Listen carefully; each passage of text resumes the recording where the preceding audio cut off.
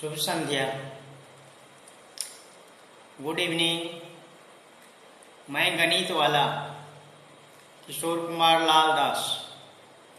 तो मैं आज बातचीत करने वाला हूँ क्लास 9th के जो स्टूडेंट हैं उनसे संदर्भित जो चैप्टर स्टार्ट मैंने किया था, linear equation in two variables. Linear equation in two variables, तो उसी कड़ी को आगे बढ़ाते हुए जो एक्सरसाइज 4.1 स्टार्ट हुआ था उसी को हम लोग कंटिन्यू रखेंगे आज, और फिर देखते हैं 4.2 में इन कर सकते हैं। तो ये सारे इसके जो क्वेश्चन पहले एपिसोड में था, जिस दिन ये क्लास स्टार्ट हुआ था linear equation in two variables, तो उस दिन मैंने कुछ पॉइंट्स पे चर्चा किया था।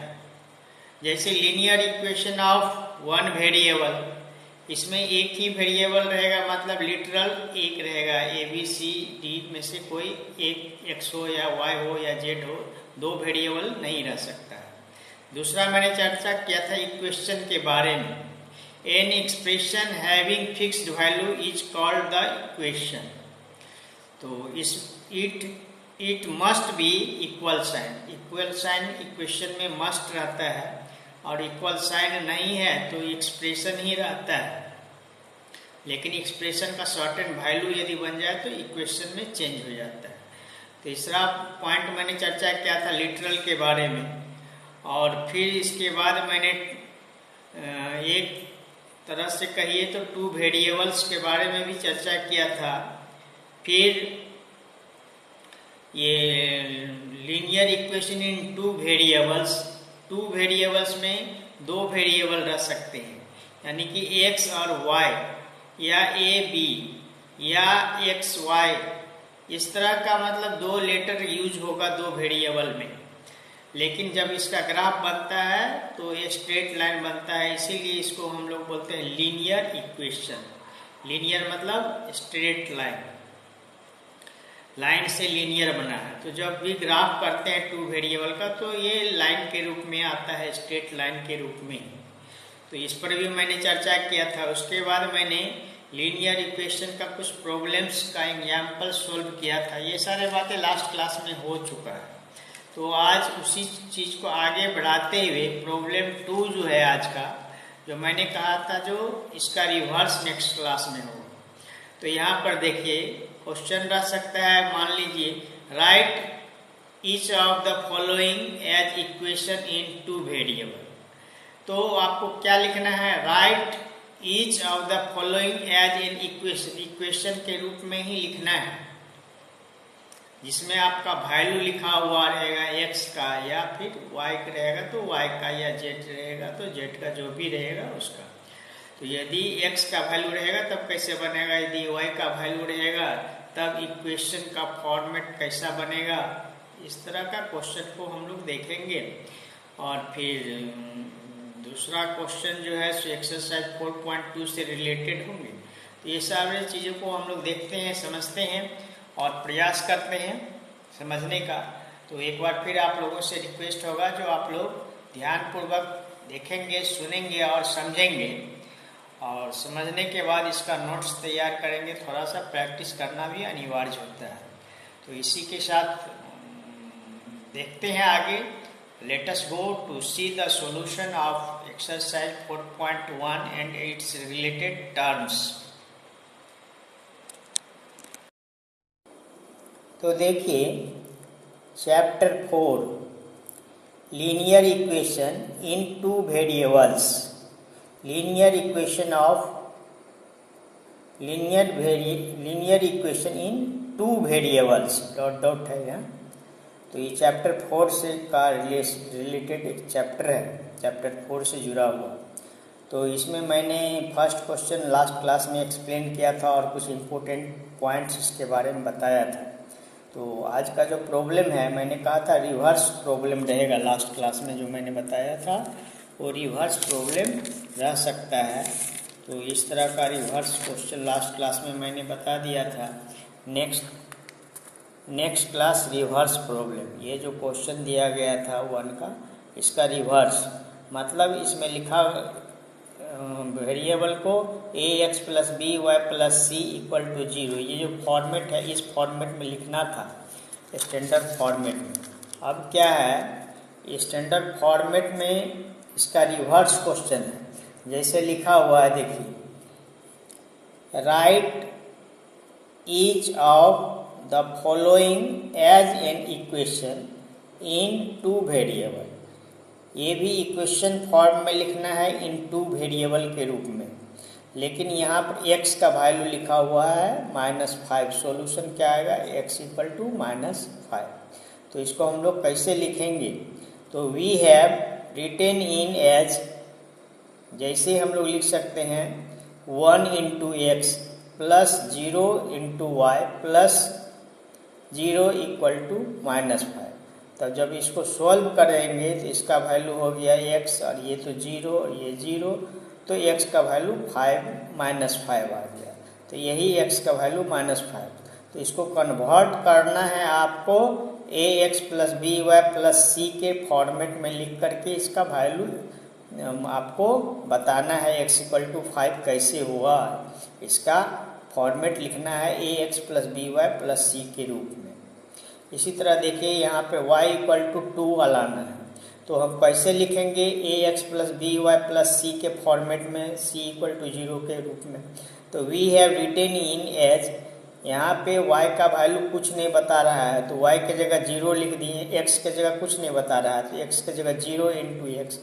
अब y के जगह पे क्या है, 1y कर देते हैं, तो y के जगह पे हो गया 1y, और c के जगह पर मैं 0 रख देते हैं, या c के जगह पर मैं 2 है राइट साइड में। तो क्या हो गया, y, ये तो 0 हो गया, इसका वैल्यू y हो गया, 1 into y, y equal to 2 आ गया, जो ये कह रहा था। इसको हम लोग इक्वेशन फॉर्म में ऐसे लिख सकते हैं। इसी तरह तीसरा क्वेश्चन देखिए, यदि 2x का वैल्यू 3 है तो कैसे लिखेंगे, यहाँ y में तो 0 आ जाना चाहिए, तो y को हम लोग 0 से मल्टीप्लाई कर देंगे। तो देखिए 2 इंटू एक्स, 2x हो गया, और y के जगह पे कुछ नहीं है मेंशन, तो 0 इंटू वाई, और इक्वल टू इसको -3 इक्वल टू 0, तो ax plus b y plus या माइनस सी इक्वल टू 0, इस फॉर्मेट में लिख दिए, देख लीजिए इसको।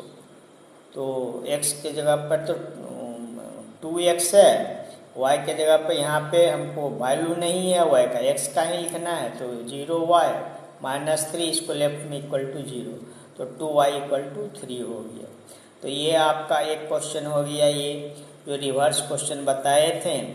तो x y z का वैल्यू कुछ लिखा रहेगा, आपको क्यों हुआ, कैसे हुआ, इसको जस्टिफाई करना पड़ेगा ax plus b y plus c equal to 0 के फॉर्मेट में चेंज करके। अब देखिए इसके बाद होमवर्क है टू कंप्लीट एक्सरसाइज 4.1, इसको कर लेंगे। प्रॉब्लम 1 और 2 दो ही क्वेश्चन है, तो हम लोग नेक्स्ट क्लास में 4.2 पर डिस्कस करेंगे। अभी एक क्वेश्चन देख लेते हैं इसको 4.2 का। तो देखिए 4.2 का फर्स्ट क्वेश्चन क्या है, लिखा हुआ है 3y equal to 3x plus 5। तो इसका सॉल्यूशन कितना होगा, एक होगा, यूनिक होगा, ओनली 2 सॉल्यूशन होगा, या मेनी सॉल्यूशन होगा, ये पूछ रहा है क्वेश्चन में। तो यूनिक सॉल्यूशन आएगा इसका, या 2 सॉल्यूशन आएगा, या मोर देन 2 मतलब मेनी सॉल्यूशन आएगा।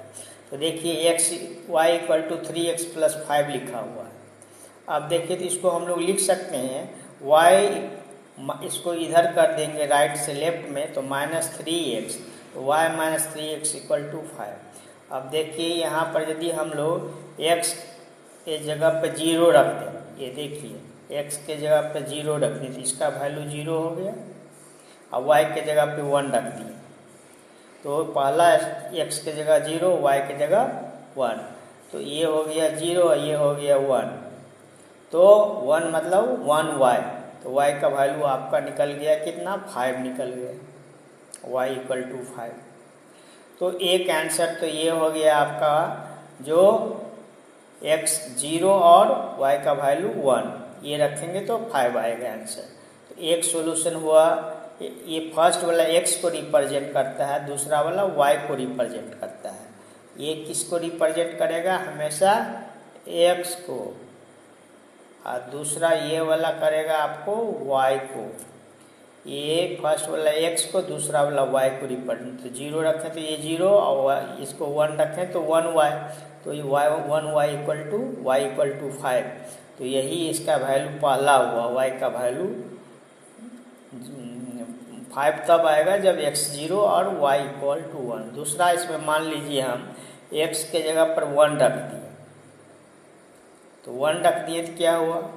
x के -3, अब y की जगह कितना रखेंगे? 8, तो 8 में से 3 माइनस हो जाएगा तो 5 बच जाएगा। तो ये भी हो सकता है, x के जगह 1 और y के जगह 8, तो आंसर 5 आ जाएगा।